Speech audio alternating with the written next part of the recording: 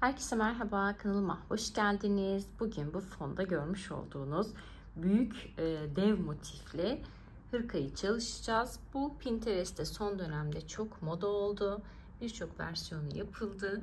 Ama bunun en önemli özelliği motiflerin büyük olmasından ziyade içinde farklı türde iplerin kullanılması. Şöyle gördüğünüz gibi farklı türde iplikler kullandım ve gerçekten de şahane oldu. Gri ve bu tonların uyumu mükemmel bir görünüm sağladı. Şöyle bu arkadan görünümü, bir de önden görünümünü gösterelim. Evet, bu da önden görünümü. Böyle pufuduk pufuduk kocaman salaş bir hırka oldu. Ben her zamanki gibi S bedene göre çalıştım ama yapısı gereği geniş bir model olduğu için M beden de rahatlıkla kullanabilir. Sizler kendi bedeninize göre nasıl ayarlayabilirsiniz? Şu motifleri büyütebilirsiniz. Ben 33'e 33 boyutlarında yaptım. Siz bunu 35, 36 gibi motiflerden artırarak büyütebilirsiniz. Mesela şu renklileri ben 1, 2, 3, 4, 5 sıra yaptım. Siz bunu 6 sıra yaparsınız. Bu şekilde bir tık daha büyümüş olur. Veya daha büyük istiyorsanız bunları 7 sıra yaparsınız ve bu şekilde kendi bedeninizi rahatlıkla elde edebilirsiniz. Dediğim gibi benimkiler 33 santimden oluşuyor. Sizler bunu 35, 36, 37 hatta 40 santim yaparak daha salaş, daha büyük bir hırkada elde edebilirsiniz. Yapımı çok zevkli, çok kolay. Bu minnoş güzel ipleri de ben Instagram üzerinden bir sayfadan aldım. Ucuz örgü yünleri. Onu da linkini açıklamalar kısmına eklerim. Benimle aynı ipliklerle çalışmak isteyenler de oradan ulaşabilirler. Evet, hırkamız bu şekilde. O zaman beklemeden tarifine geçelim. Evet, öncelikle kullandığım ipliklerden bahsetmek istiyorum. Ana renk için şu şekilde bakın. Yumuşacık bir ip kullandım. Gri renkte sarma bir ip. Yine aynı şekilde rengarenk ama farklı yapıda sarma ipler kullandım. Şöyle bakın, her biri farklı şekilde, farklı türde. Bakın, gördüğünüz gibi daha tüylü. Bu şekilde. Bu modelin aslında özelliği böyle farklı ipliklerin bir arada kullanılması. Ben bu şekilde bu renkleri kullandım. Sizler dilediğiniz renkleri kombinleyerek hazırlayabilirsiniz. Ama en önemli nokta, püf noktası farklı yapıdaki iplerin kullanılması. Mesela her ipimiz bununla aynı yapıda olsaydı, farklı renklerini kullansaydık bu duruşu elde edemezdik. O yüzden de farklı yapıdaki iplikleri kullanmanızı öneririm. Evet, tığım 7 milim. Motifimizin böyle esnek esnek durması gerekiyor. Yumuşacık, esnek olması gerekiyor. O yüzden de mümkün olduğu kadar elimizi geniş tutmamız lazım ve büyük tığ kullanmamız gerekiyor. Ben 7 milimle bu şekilde büyük motifler elde ettim. Motiflerim 33'e 33 santim uzunluğunda kare motifler, uzunluğunda ve genişliğinde kare motifler. Benim ölçülerim 33 şeklinde. Sizler daha küçük de yapabilirsiniz, daha büyük de yapabilirsiniz ama ben hani kendi kullandığım ölçüleri sizinle paylaşmak istiyorum. Şimdi bu motiflerden toplamda 12 tane olması gerekiyor modelimiz için. Ben belli bir bölümünü hazırladım. Bir tanesini de sizlere göstereceğim. Hem de yapımını sizlerle paylaşmış olacağım. Gerçekten çok güzel, değişik bir çalışma oldu. Daha böyle kalın mont tarzı, aslında dışarıda giyebileceğimiz bir hırka oldu. Normal evde giyilen, normal günlük yaşamda işte montların arasında giyilen hırkalardan değil de tek başına giyebileceğimiz çok güzel bir hırka oldu. Tam mevsimi. Bakalım sonuç nasıl olacak? İnşallah sonucu da çok beğeniriz. Şimdi hemen tarife geçelim. Evet, motiflerde böyle kafama göre renkleri oluşturdum. Daha önceden oluşturduğum renkler hoşuma gitti. Şimdi sizinle de birlikte bu motifimizin aynısını yapalım. Bunun için öncelikle şu krem rengi alıyorum. Simli krem bir ip. Bununla modelimi oluşturmaya başlıyorum. Modelim aslında hanım dilendi, bey beğendi denilen motif modeli. Tek fark, biz bunu daha büyük kare şeklinde hazırlayacağız. Şöyle bakın. Sihirli halkamı yapıyorum. İpimi geçiriyorum. 2 zincirle yukarı çıkıyorum. Ardından doluyorum. Batıyorum. 3 tane ilmeğim var. İlk ikisini birlikte alıyorum. Elim ne kadar geniş tutuyorum bakın. Diğer ikisini birlikte alıyorum. İkili trabzan yaptım. İlk zincirimle birlikte 2 tane ikili trabzanım oldu. Doladım. Yine ortaya battım. Yine bir ikili trabzan yapıyorum. 3 tane ikili trabzanı yan yana yaptıktan sonra şimdi halkamı hafiften daraltıyorum. Çok daraltmayın. 2 tane zincir çekiyorum. Doluyorum. Ortaya batıyorum. Yine 3 tane ikili trabzan yapıyorum. 1 2 ve 3. 3 tane ikili trabzanımı yaptıktan sonra yine 2 tane zincir çekiyorum. Doluyorum. Yine 3 tane ikili trabzan grubu yapıyorum. 1 2 ve 3. Bakın 1 2 3 tane üçlü trabzan grubumuz oldu. Toplamda 4 tane üçlü trabzan grubumuzun olması gerekiyor. O yüzden son grup için 2 tane zincir çekiyorum ve 3 tane yine ikili trabzan yapıyorum. Birinci trabzanım, ikinci trabzanım, üçüncü trabzanım. Bunu da yaptıktan sonra 2 tane zincir çekiyorum ve ilk başladığım trabzanın şöyle tepe noktasına batıyorum. İlmeğimi kaydırıyorum. Bir zincirle sabitliyorum. Ardından da şu ortadaki bakın sihirli halkamın ipini iyice çekiyorum ve halkamı kapatıyorum. Böylelikle motifimizin ortasını hazırlamış olduk. Çok güzel, değişik oldu. Bir tane zincirle daha sabitleyelim, daha sağlam olsun. Ortamız hazır. Şimdi diğer renge geçeceğiz. Evet, modelin ikinci aşamasında bu yeşilli karışık renkli ipimi kullanacağım. İpimi sabitliyorum. Bu da değişik bir ip. Gerçekten güzel bir ip. Şimdi şöyle 2 zincirlik boşluklarımız vardı değil mi? Herhangi bir tanesine batıyorum. İlmeğimi kaydırıyorum. Ardından da 2 zincirle yukarı çıkıyorum. Bunu bir trabzan sayıyorum. Doluyorum. Ortaya batıyorum. 3 tane ilmeğim var. İlk ikisini birlikte alıyorum. Diğer ikisini birlikte alıyorum. Elimi çok geniş tutuyorum. Doluyorum. Aynı noktaya tekrar batıyorum. Ve yine bir tane daha trabzan yapıyorum. Toplamda 3 tane trabzanım oldu bakın. Arada 2 zincir çekiyorum. Ortaya batıyorum. Yine 3 tane trabzan yapıyorum.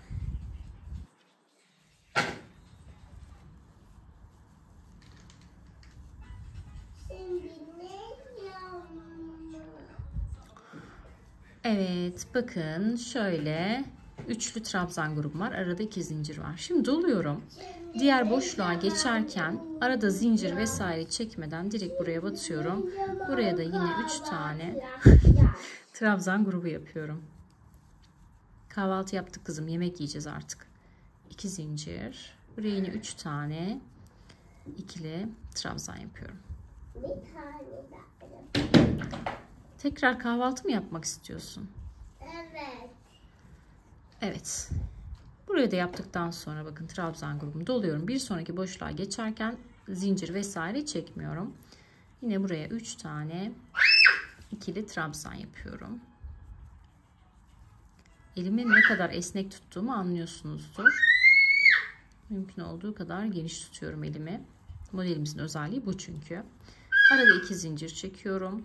Yine aynı noktaya 3 tane trabzan yapıyorum.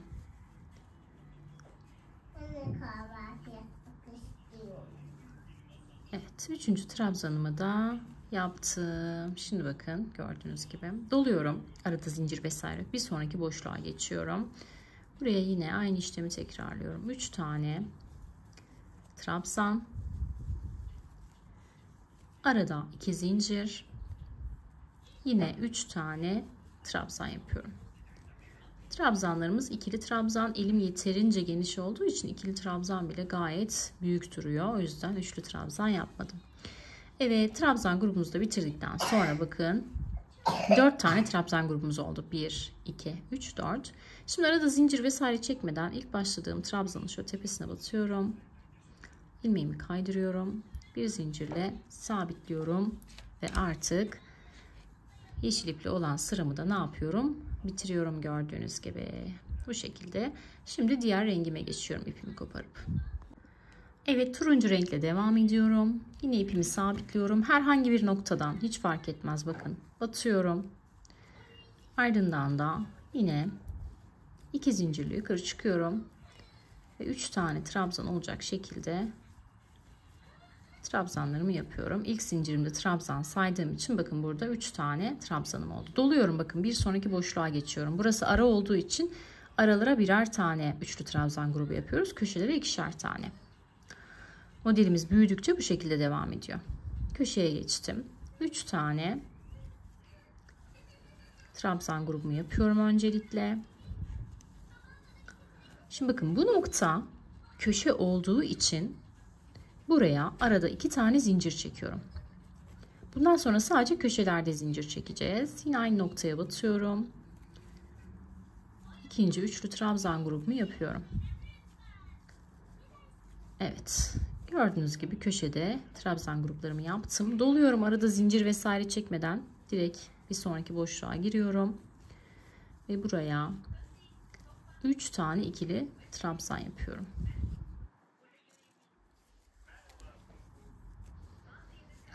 Daha sonra bir sonraki boşluğa geçiyorum. Burada köşe olmadığı için bir tane üçlü trabzan grubu yapıyoruz. Köşeye geçiyorum. Önce üçlü trabzan grubumu yapıyorum. Evet, şimdi burası köşe olduğu için ne yapacağız? Burada arada 2 tane zincir çekeceğiz. Hemen 2 zincirimi çekiyorum. Aynı noktaya batıyorum. 3 tane ikili trabzanımı yapıyorum.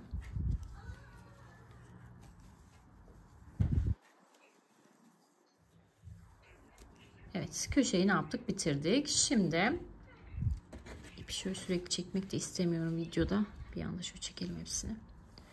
Doluyorum. Bir sonraki boşluğa giriyorum. Burası orta nokta, köşe olmadığı için sadece 3 tane trabzan yapıyorum bu noktaya. Daha sonra geliyorum köşeye yine. Buraya yine 3 tane ikili trabzan grubumu yapıyorum. Elimi mümkün olduğu kadar esnek bırakıyorum. Evet. Modelimiz oluşuyor zaten gördüğünüz gibi. Şimdi arada 2 zincir çekiyorum. Doluyorum. Aynı noktaya yine 3 tane ikili trabzan grubu yapıyoruz. Köşelerde her zaman üçlü trabzan gruplarının arasında zincir çekiyoruz. Daha sonra zincir vesaire çekmeden doluyoruz. Bir sonraki boşluğa giriyoruz. Buraya yine 3 tane ikili trabzan yapıyoruz. Bu modeli hanım dilendi, bey beğendi modeli diyorlar. Bunda numarası, şöyle bir hikaye dinlemiştim, bilmiyorum ne kadar doğru. Oy annem hala iyileşemedi aşkım. Kadın maddi durumu çok kötüymüş. Ondan bundan konudan komşudan işte parça pörçük ipler almış, toplamış, biriktirmiş. Böyle bir kendince örgü yapmış. Eşi de çok beğenmiş. Hanım dilendi, bey beğendi modelinde ismi oradan gelmiş. Kimden dinledim bilmiyorum bu hikayeyi ama böyle bir hikaye duymuştum. Sizler farklı duyduysanız onları da yazarsanız öğrenmiş oluruz. Şimdi böyle şeyler kulaktan kulağa dolaştığı için eminim çok değişmiştir, çok şekil almıştır. Özünü kaybetmiştir aslında konu. Evet, bitirdikten sonra ilk başladığım trabzanın tepesine giriyorum. Buraya böyle kaydırıyorum. İpimi sabitliyorum. Evet. Bu şekilde turuncu sıramızı da bitirdik. Şimdi bir sonraki sırayla devam ediyoruz. Bir sonraki sırada yine simli ipimle devam ediyorum. Yine herhangi bir noktadan batıyorum. Ara noktadan battım. Bakın buraya direkt 3 tane ikili trabzan yapıyorum. Tek seferde çektim, önemli değil. Köşeye geliyorum. Yine 3 trabzan. Arada 2 zincir. Yine 3 trabzan yapıyorum. Buralardan sıkılırsanız hızlandırabilirsiniz. Köşemiz bitti. Şimdi yine devam ediyorum. Ara noktalarda 3'er tane trabzan yapmaya. Bundan sonra modelimiz aynı şekilde devam ediyor. Sadece köşelerde arada 2 tane zincir. Diğer noktalarda zincirsiz atlıyoruz direkt. Bakın gördüğünüz gibi.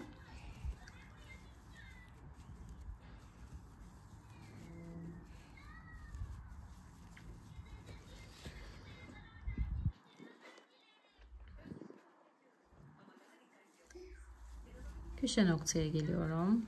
3 tane ikili trabzan.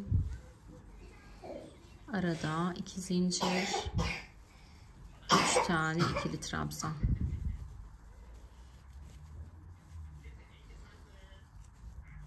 Evet, şimdi bu şekilde artık sıra sonuna kadar göstermeyeceğim. Zaten aynı mantık. Sıramızı tamamlayalım. Diğer sırada tekrar birlikte olacağız.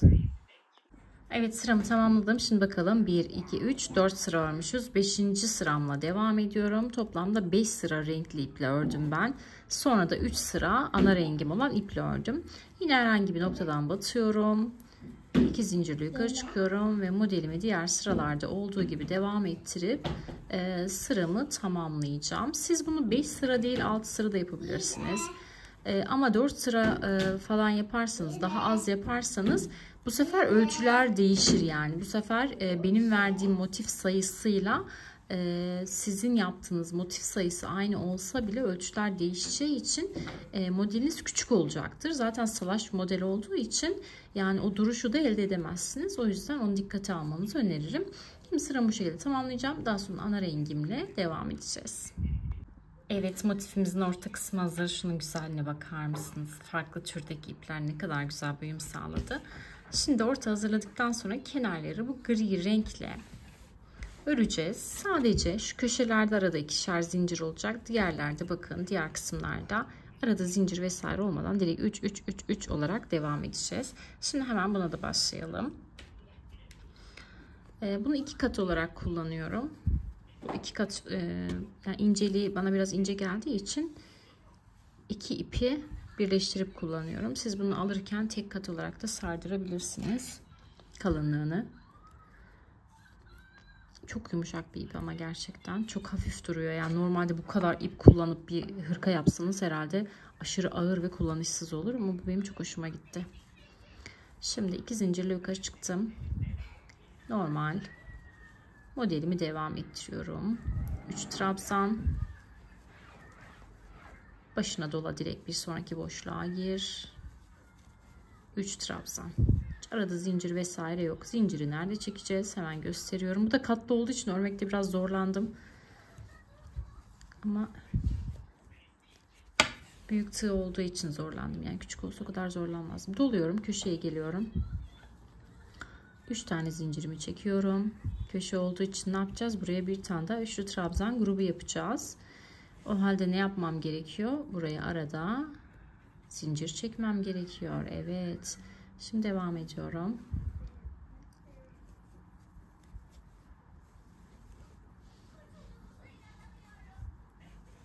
Üçlü trabzan grubumu tamamladım. Arada da zincirim var. Şimdi direkt başına doluyorum. Zincir vesaire çekmeden yanlarla devam ediyorum. Bu noktalarda arada zincir vesaire çekmiyoruz. Şimdi bu şekilde toplamda 3 sıra grili ipimle, ana rengimle, yani sizin hangi renk olur bilmiyorum. Ana rengimle 3 sıra öreceğim. Bu şekilde bakın. Daha sonra da ne yapacağım? Motifimi kapatacağım. Bu arada bir şey söyleyeceğim. Şimdi sıra sonuna geldik diyelim. Şu noktaya geldik. Burada şu noktaya geldiğimiz zaman şunları kaydırarak ortaya gelip buradan devam edeceğiz motifimize. Yani yeni üçlü grubu şuraya yapacağız. Buraya yapmak için de şu 2 tane ilmeği kaydırarak gelip buradan devam edeceğiz. Şimdi ben motifimi tamamlayayım. Daha sonra birleştirmeyle karşınızda olacağım. Evet, şimdi motiflerimizin birleştirmesiyle devam ediyoruz. Arka için, arka beden için 4 tane motife ihtiyacımız var. Bu 4 tane motifi birleştiriyoruz. Birazdan birleştirmeyi de göstereceğim sizlere. Şimdi bu 4 tane motifi birleştirdikten sonra bunların şöyle iç kısmını çeviriyoruz. İpliklerini temizlemedim, onu daha sonra temizleyeceğim bittikten sonra. Ön için şöyle 2 tane motifimiz var. Diğer taraf için, yine ön için 2 tane motifimiz var. Toplam arkada 4, önde 4 olacak şekilde beden için 8 tane motife ihtiyacımız var. Şimdi bu 8 tane motifi birleştireceğiz. Dediğim gibi ilk 4 tanesini ben arkaya birleştirdim. Şu 2 tanesini de birbirine birleştirdim. Şimdi omuz kısmından birleştirme yapacağız ve sizlere birleştirmeyi göstereceğim. Örerek birleştireceğim. Hemen başlayalım birleştirmeye. Evet, ana rengimi aldım. Şöyle bir ilmek oluşturuyorum. Ardından da önce sağ taraftan bakın köşeden şuradaki, biraz yakınlaştıralım. Evet, şuradaki bakın birleşim noktası var, 2 zincirli kısım. Oraya batıyorum. Önce sağ taraftakine, daha sonra sol taraftakine batıyorum. Ve şu oluşturduğum ilmeği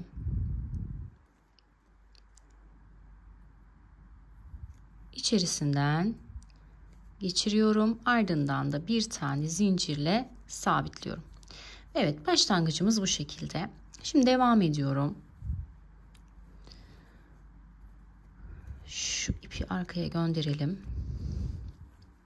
Bakın ilmekler karşılıklı gelecek şekilde birleştireceğiz. Buradaki üçlü trabzan grubu var. Karşıda da üçlü trabzan grubu var. Karşıdaki üçlü trabzan grubuna şöyle kanadına giriyorum. Daha sonra buradakine giriyorum. Önce sağ tarafa giriyoruz, sonra sol tarafa. Ardından da şöyle ilmeğimi çıkarıyorum. Bakın sağdaki trabzan grubunun şu üçgen V olanın içine tamamen girdim. Soldakine de giriyorum. Ardından da kasmayacak şekilde rahat bir şekilde ilmeklerimi çekiyorum. Devam ediyorum. Sıradakine bakın girdim. Ardından soldakine giriyorum. İlmeğimi kasmayacak şekilde çıkarıyorum ve bu şekilde de önümüzde ne oluşuyor? Yeni ilmekler oluşuyor. Devam ediyorum. Hiçbirini atlamadan bu şekilde ilerlerseniz kayma da olmayacaktır. Dümdüz gayet muntazam bir birleştirme elde edersiniz. Bakın sağdakine girdim. Soldakine girdim. İçinden geçirdim. Birleştirmemi görüyor musunuz? Ne kadar muntazam ve güzel oluyor. Dikerek birleştirsek bu görüntüyü elde edemezdik. Zaten orijinal modelde de bu şekilde tığ ile birleştirmişler. Örerek birleştirmişler. O yüzden ben de böyle yapmak istedim. Evet. Bakın. Bu şekilde motiflerin tamamını birleştireceksek sıra sonuna kadar aynı işlemi yapıyoruz. Ama omuz kısmında ben yaka için modelde bakın. Yaka için modelde şöyle bir önde açıklık bırakılmış. Tamamen böyle kasmasın enseyi diye, yakayı diye. Buraya kadar bakın şuradan 2 tane üçlü trabzan grubu bırakana kadar şu kısmı dikerek diyorum, örerek birleştireceğim. Orayı yaka için ayıracağız. Dediğim gibi öyle yapmışlar orijinal modelde. Aksi halde zaten çok böyle yakaya yapışır, güzel bir duruş olmazdı. Mantıklı bir hareket yapmışlar.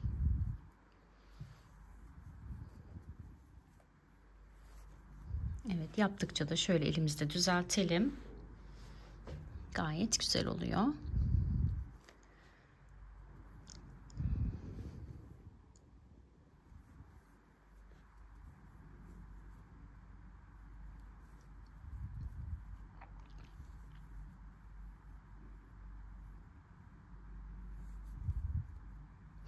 Normalde motifli şeyleri artık çok sevmiyorum ben. Çok da hoşuma gitmiyor. Ama bu model çok hoşuma gitti. Çok modern bir versiyon olmuş. Güzel olmuş. Zaten yabancılar şey olarak değerlendiriyor bunu. Babaanne motifi diyorlar bunlara yabancılar artık. Onların çeviride öyle mesela bu. Hanım dilendi, bey beğendi falan diye yazınca çıkmıyor. Babaanne motifi olarak çıkıyor.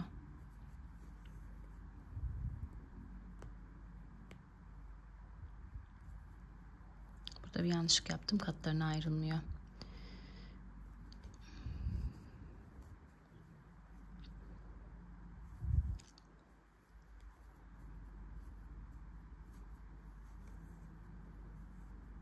Evet.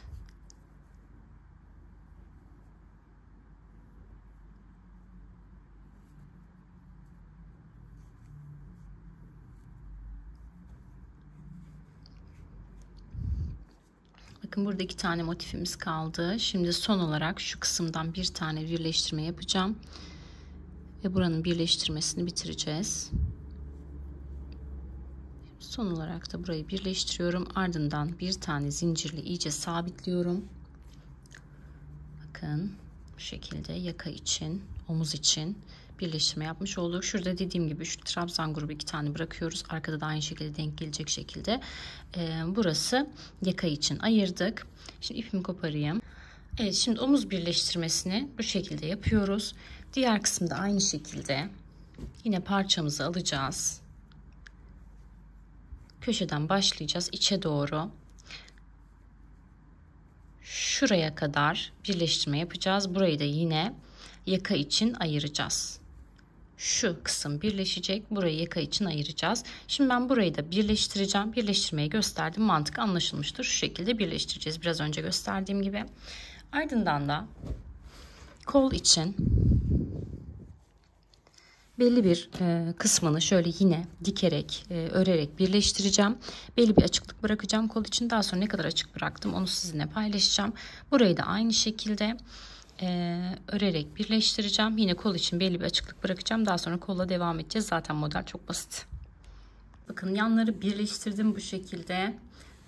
Üstteki motifin yarısına kadar. Sonra da kolu ekledim. Şöyle bir şey söylemek istiyorum. Kolda normalde 2 tane motif kullanılıyordu. Ama motifler çok dar olduğu için ve boyu çok aşırı uzun olduğu için ben tek motif kullandım. Ve şu kısımda diğer yerlerde buralarda 3'er tane 3 sıra gri örmüştüm.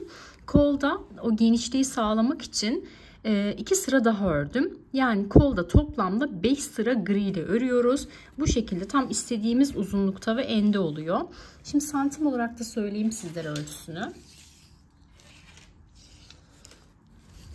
Şöyle bakın, birleştirdiğimiz yer 18 santim. Kol uzunluğunu da hemen söyleyeyim. 39 santim. 39 santim uzunluğunda. Bunu eğer kısa gelirse şu birkaç sıra gri ile de yine örerek istediğiniz uzunluğu elde edebilirsiniz. Şimdi kol için diğer motifimi de hazırladım. Diğer kol için. Bakın diğer motifimiz. Şimdi bunu da bu kola dikeceğiz. Dikmeyi nasıl yapıyoruz onu göstereceğim. Şöyle bakın, ikiye katlıyoruz.